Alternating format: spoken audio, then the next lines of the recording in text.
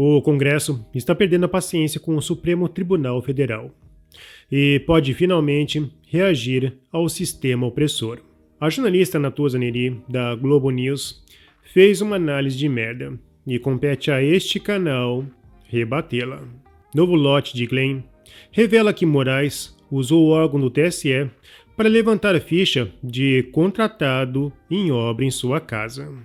Elon Musk convoca reunião de emergência e encerra a atividade da plataforma X no Brasil. E morte de Silvio Santos gera comoção em todo o país. E, infelizmente, ele não viveu para ver o Brasil de seus sonhos. Eu sou Marcelo Pontes e este é o Verdade Política, um canal que busca revelar o filme preto e branco da nossa política.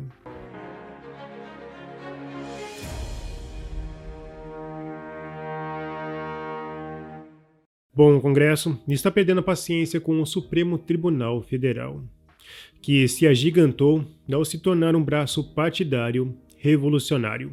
Nos últimos anos, vimos ministros defenderem agendas de esquerda sem se preocupar muito com o que a lei diz. Recentemente, em Paris, Luiz Roberto Barroso defendeu abertamente uma agenda para o Brasil, listando prioridades para o país, alegando que isso ajudaria a superar a politização. Mas isso soa mais como um discurso político, que deveria estar na esfera do executivo. Vergonhosamente, os ministros estão muito à vontade para impor suas visões de mundo, mesmo sem terem um único voto. Para sustentar um desejo revolucionário dentro do STF, criou-se a cultura do ego. Recentemente, em debate sobre a legalidade da maconha, Toffoli teve a ousadia de afirmar que são legitimados por 100 milhões de votos. Esta fala ocorreu após a crítica do ministro André Mendonça, que afirmou: o legislador definiu que portar drogas é crime. Transformar isso em ilícito administrativo é ultrapassar a vontade do legislador. Nenhum país do mundo fez isso por decisão judicial. E ninguém viu a foto do ministro Toffoli em uma urna. Além disso, o Senado praticamente nunca rejeita a indicação para o STF. Eu acho que isso realmente deveria mudar. E ninguém pode negar o alinhamento do STF com a esquerda. Além disso, o ministro mais tagarela já denunciou esse alinhamento mais de uma vez. Barroso nunca escondeu o seu lado político e deixou bem claro que tem um. Ao afirmar na UNE: nós, a esquerda lulista, derrotamos o bolsonarismo. Agora, ele se sente à vontade para chamar todos que discordam do sistema de extrema-direita. O método fascista está escancarado. Com rótulos, transformamos opositores em baratas e adquirimos a legitimidade para pisar neles. E diante das várias denúncias de censura, estamos vendo como o Supremo está resolvendo a politização. Durante a audiência pública da Comissão de Comunicação e Direito Digital, o tema censura foi abordado. O senador Esperidião Amin pontuou a gravidade deste novo levante contra a liberdade de expressão. Que o que nos falta é o projeto de resolução dele, número 11, um número muito bonito para mim, né? Que torna a admissibilidade de um pedido de impeachment não uma decisão monocrática do presidente do Senado, e sim do plenário. E rememoramos que na virada de ano de 2020 para 2021, o senador Davi Alcolumbre arquivou 32 pedidos. E está parado na CCJ, esse PRS. Está parado na CCJ. Está lá. O senhor trouxe aqui um assunto particular que envolve a Oeste, envolve a sua vivência, mas é realmente, se não houver um regulador autônomo, confiável, né, as plataformas atribuirão mais ou menos números, sem uma fiscalização, sem uma auditoria. Tudo tem que ser auditado numa democracia. Tem que ter peso, contrapeso. Tudo tem que ter um contraponto, digamos assim. E essa é a pergunta bem objetiva. Quem é que controla o aferidor? Própria plataforma, senador. Obrigado pela questão. Então ninguém controla. Não há um hidrômetro, não há um impostômetro. Veja bem, faz parte da regra do jogo que quem faz não fiscaliza. A justiça se equivoca e quem investiga decide. Mas um dia vai ter um cobro isso. Um dia vai ter um cobro disso. Isso tem que ter alguém que audite.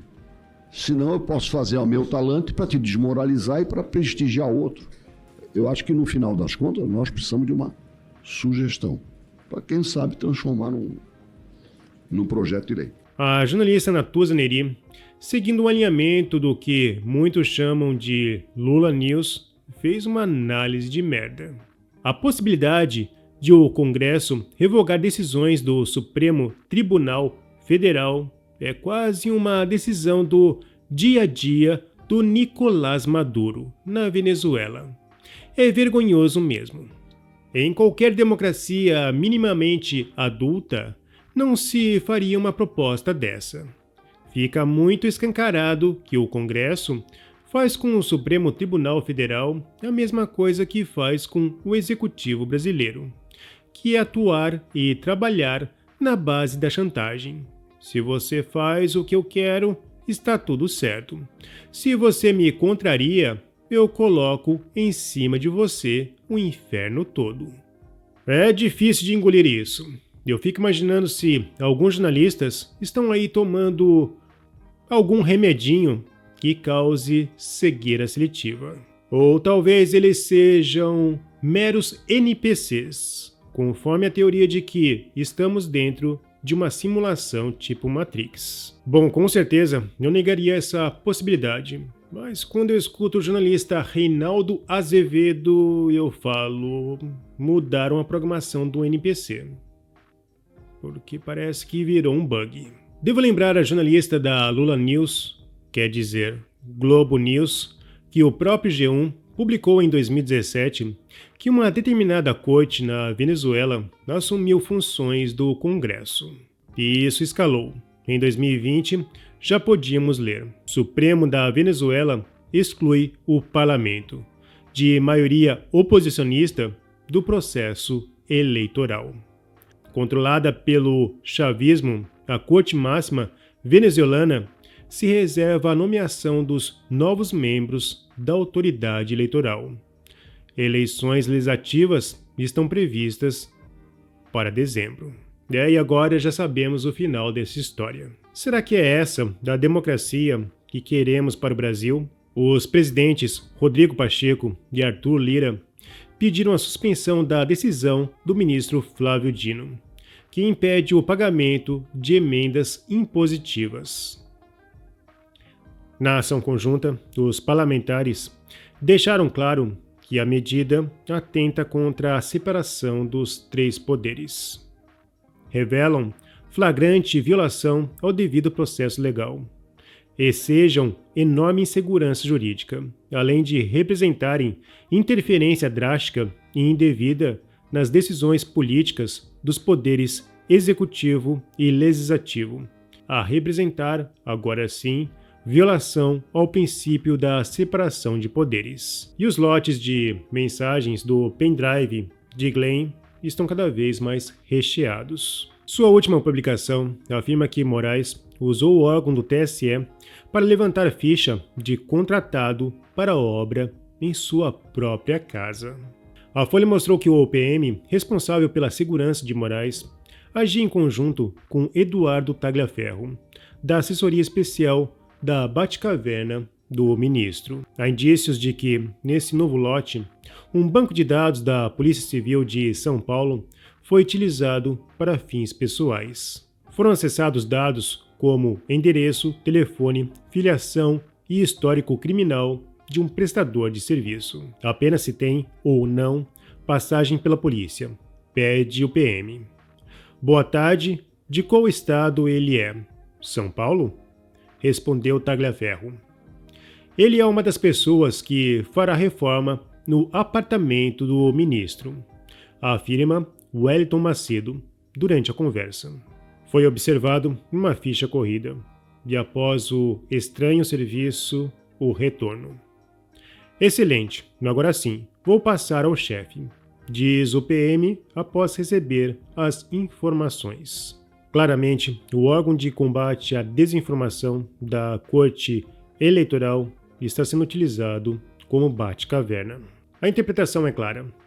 Trata-se de um núcleo alternativo de investigação com todos os elementos de uma gerência paralela e ilegal. Elon Musk convocou reunião de emergência e decidiu encerrar a atividade da plataforma X no Brasil.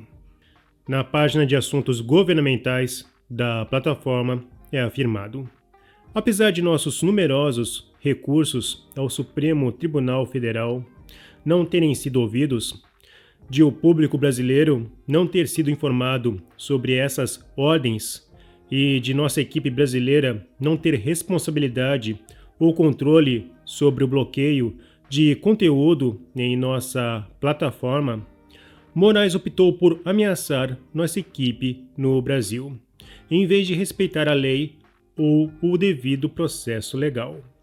Como resultado, para proteger a segurança de nossa equipe, tomamos a decisão de encerrar nossas operações no Brasil, com efeito imediato.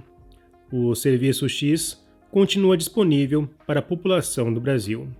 Estamos profundamente tristes pelos termos que foram solicitados a tomar essa decisão. A responsabilidade é exclusiva de Alexandre de Moraes. Suas ações são incompatíveis com o governo democrático.